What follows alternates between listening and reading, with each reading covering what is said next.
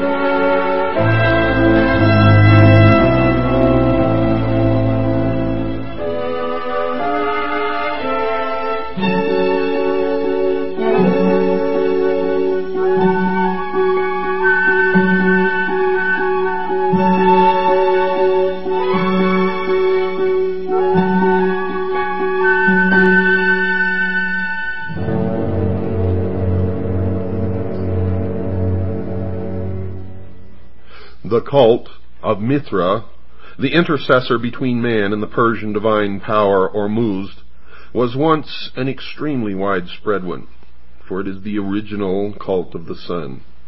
From its origins in Persia, the faith spread to Babylonia, Greece, and finally the Roman Empire, where it struggled against Christianity at the latter's inception. Christianity believes that it won with the decline of the material virtues of the Romans, but there are people who worship the solar deity today, and even London has its Mithra temple. Mithra was said to give his worshippers success in this world as well as security and happiness in the next. Sound familiar, Freemasons? He was originally a genie, the worldly representative of the invisible power which ruled the affairs of men.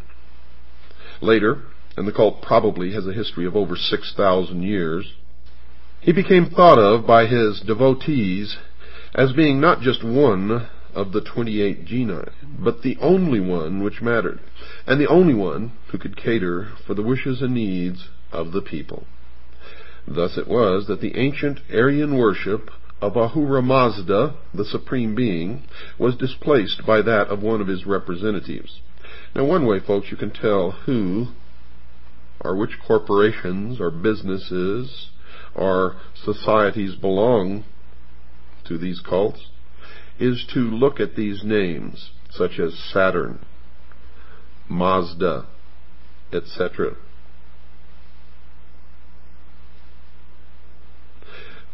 Ahura Mazda, the Supreme Being, was displaced by that of one of his representatives, although archaeological research has produced little to give a clear picture of the rituals and beliefs of the Mithraists. A considerable amount of secret lore still survives in the East, from India to Syria, which gives one a good idea of exactly how the members of the cult thought and just exactly what their magical ceremonies were. 3 ritualistic objects are used by Mithraeus: the crown, equivalent to the sun and power of the supernatural kind; the hammer or club, symbolizing creative activity of mankind; and the bull, which stands for nature, virility, increase.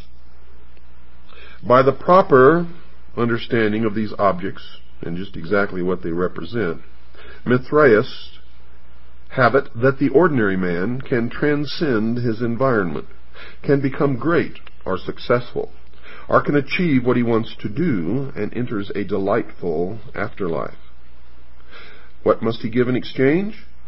Nothing but worship to the principle which presides over all destiny and control to the priests of the religion. Now let's regress just a moment and let me explain to you why the bull. Throughout the ancient world you see the symbology of the bull. Now you have to remember this history goes back 6,000 years, the first 2,000 of which, looking back, is the Christian era. Now remember, this is the age of Pisces, or the 2 fish. The 6,000 year period started in antiquity when the sun was in Taurus, or the bull. That is the meaning of Baal, or Baal.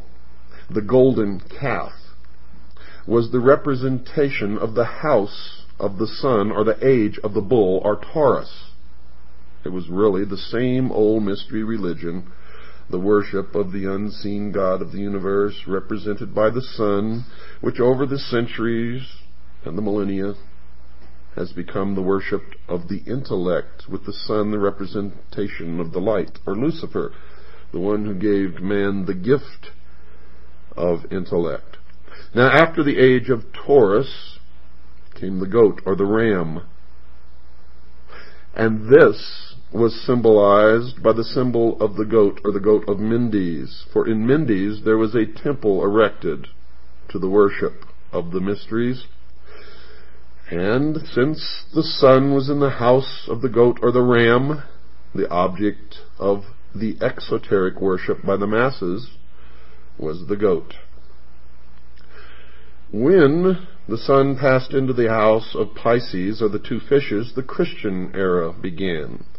We are now on our way out of the age of Pisces into the age of Aquarius. Once you understand that the ancient religion was a religion of the worship of the heavens, then everything begins to come together.